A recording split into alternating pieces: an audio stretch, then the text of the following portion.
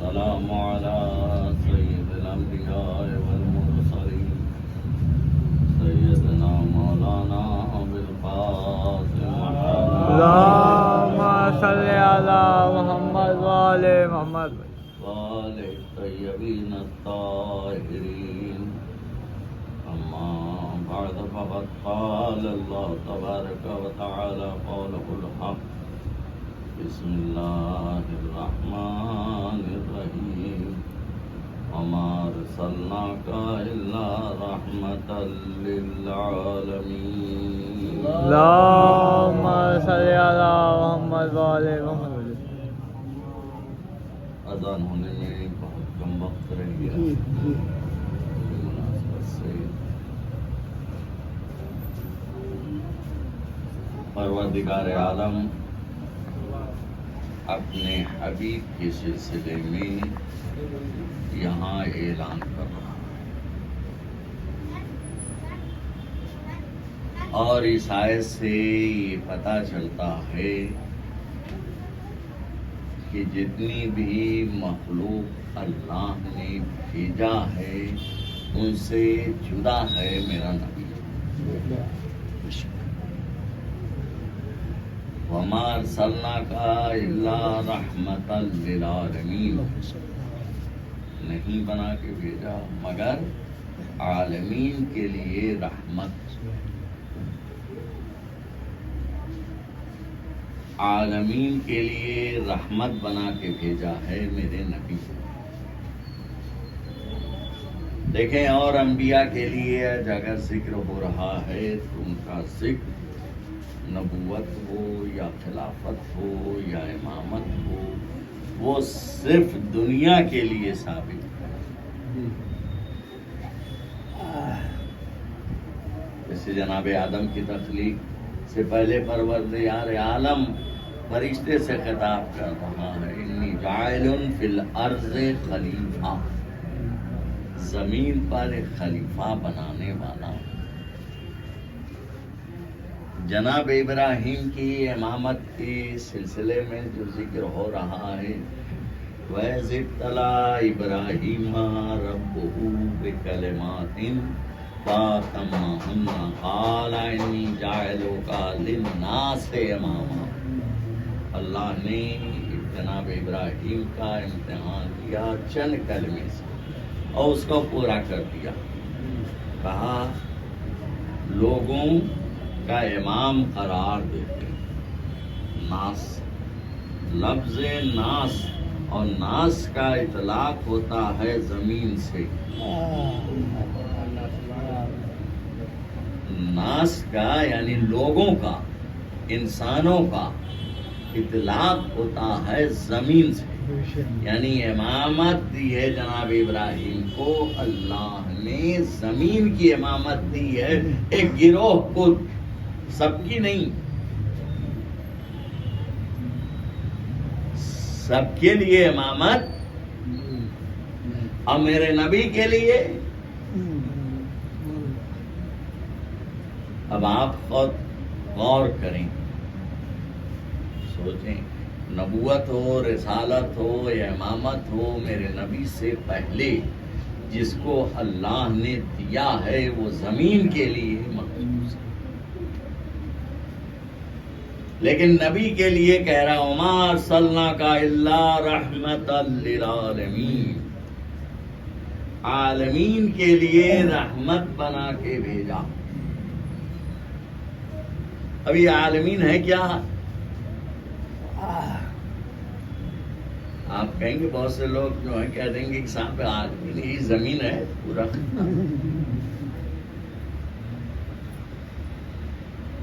پورا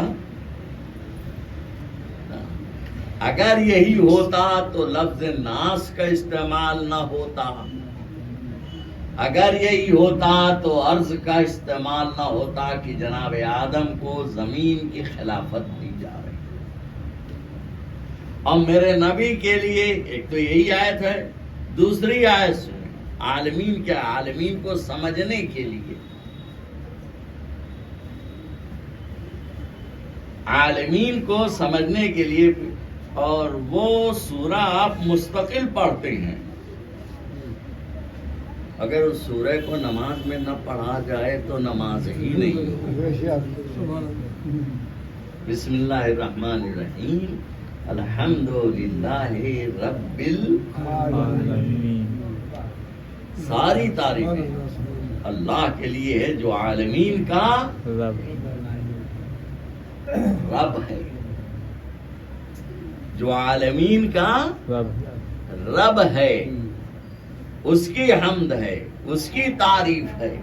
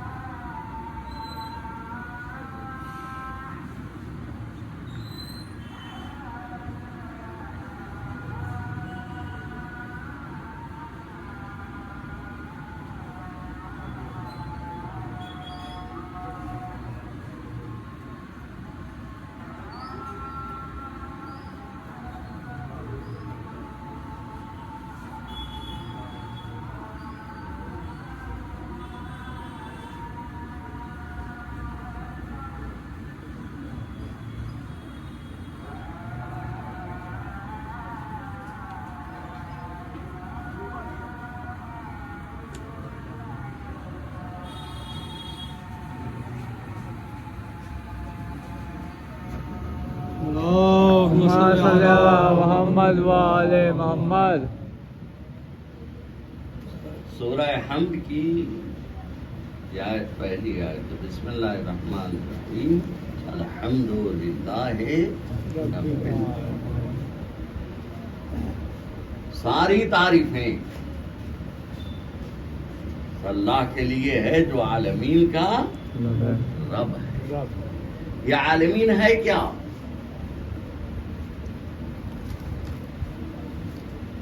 جتنی بھی تخلیق پروردگار عالم ہے، بہت اختصار سے، جتنی بھی تخلیق پروردگار، وہ بھی چیزیں جس کو ہم نے دیکھا ہے، وہ بھی چیزیں جس کو ہم نے نہیں دیکھا ہے، آنے والے وقت میں ہم دیکھیں گے. اسی عالمین میں سمٹا ہوئی ہے زمین، سمندر، آسمان، چاند و ستارے، سورج، ساری چیزیں. اور یا دوسرے لفظوں میں کہوں، عالمین ہی کو دکھانے کے لیے پروردگار عالم لے کے گیا اپنے نبی کو معراج پر. سبحان اللہ سبحان الذی اسری بعبدہ لیلا من المسجد الحرام الی المسجد الاقصی. اپنے نبی کو کون ایسی چیز ہے جو اللہ نے خلق کیا ہے اور میرے نبی کو نہیں دکھایا؟ جنت کو بھی دکھایا، جہنم کو بھی دکھایا. یہ ساری روایتیں ہیں کہ پیغمبر نے آنے کے بعد وہ ساری چیزیں بیان کی. پہلے آسمان پہ، دوسرے آسمان پہ، تیسرے آسمان پہ، چوتھے 7 آسمان، اور پھر وہ بھی منزل آئی جبرائیل رک گئے. اب میرا نبی روانہ ہوا نور کی سواری پر، قاب قوسین کی منزل تک گیا ہے اور اپنے اللہ سے کلام کیا ہے. یعنی وہ بھی چیز اپنے نبی کو دکھایا ہے جس کو ملک نے بھی نہیں دیکھا تھا، جس کو ملک نے بھی نہیں دیکھا. کیونکہ جبرائیل نے کہا یا نبی اللہ اگر ایک قدم آگے بڑھاؤں گا میرے بال اوپر جل جائیں گے. تو جبرائیل سے بڑا کوئی فرشتہ نہیں. جبرائیل نے بھی وہ مقام نہیں. اپنے نبی کو اللہ نے بلایا ہے اور قاب قوسین کی منزل تک اور کلام کیا ہے. پروردگار عالم اپنے نبی کو معراج پہ بلا کر عالمین کو دکھا رہا ہے.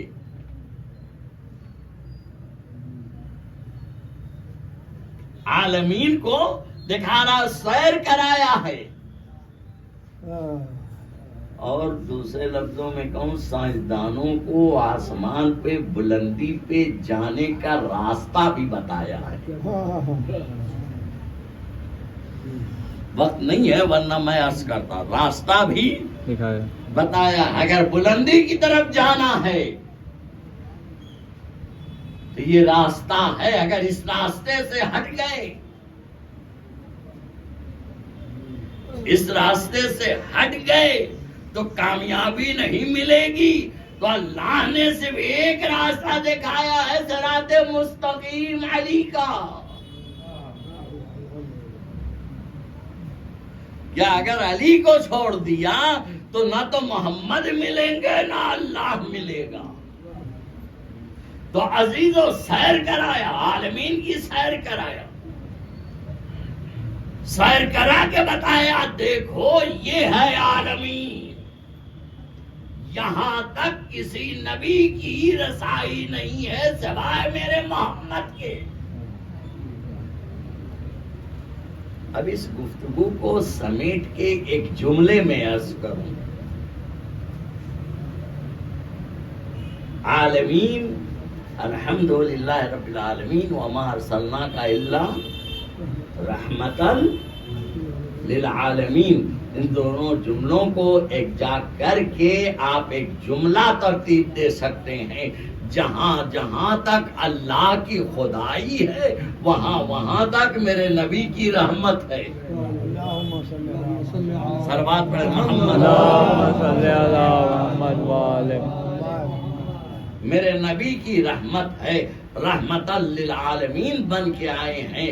مشکلات کو ختم کر کے ایک سیدھا راستہ میرے نبی اور سیدھا راستہ بتایا ہے. میرے نبی نے دکھایا ہے کہ میرے آل کے دامن کو پکڑے رہو گے تو کامیابی ملے گی. اور جس نے وہ بتایا مثلا جناب حبیب ابن مظاہر کا بچپنا ہے. میرے نبی نے اس منظر کو دیکھا ہے جہاں سے حسین کا قدم اٹھتا ہے،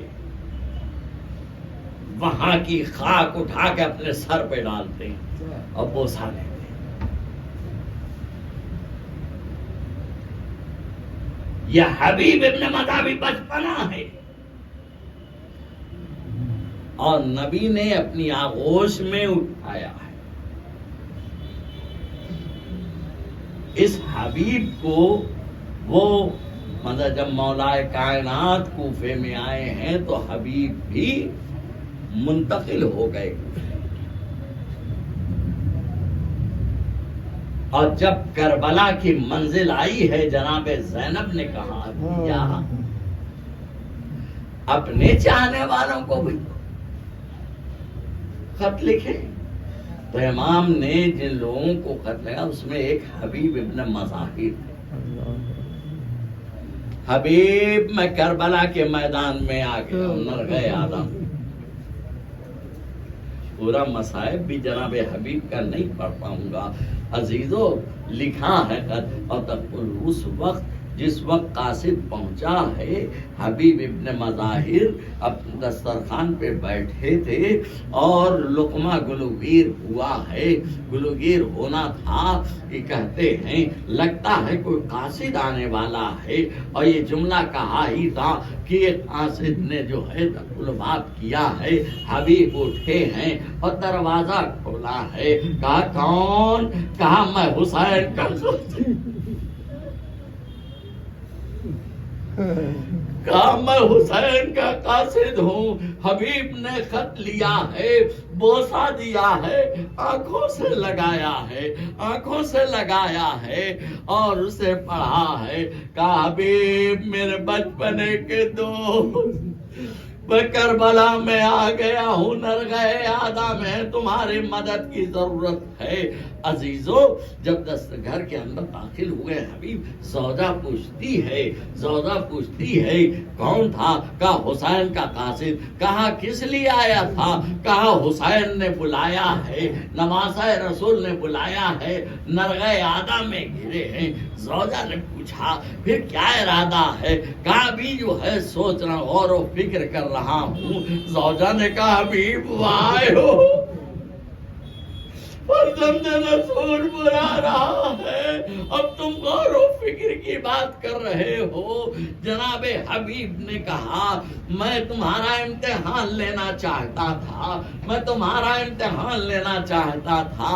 عزادارو حبیب روانہ ہوئے ہیں. جب کوفے کے دروازے کے باہر پہنچے ہیں دیکھا غلام گھوڑے سے کہہ رہا ہے اگر آقا کے آنے میں دیر ہوئی تو میں تیری پشت میں سوار ہو کے آقا کی مدد کرنے کے لیے جاؤں گا. حبیب نے اپنے رخسار پہ تماچے مارے. ہائے ایسا وقت آ گیا غلام بھی آقا کی مدد کرنے کے لیے تمنا کر رہے ہیں اور حبیب روانہ ہوئے. جب پہنچے ہیں اللہ اکبر نعرہ تکبیر کی آواز بلند ہوئی اور یہ صدا خیمے تک پہنچی.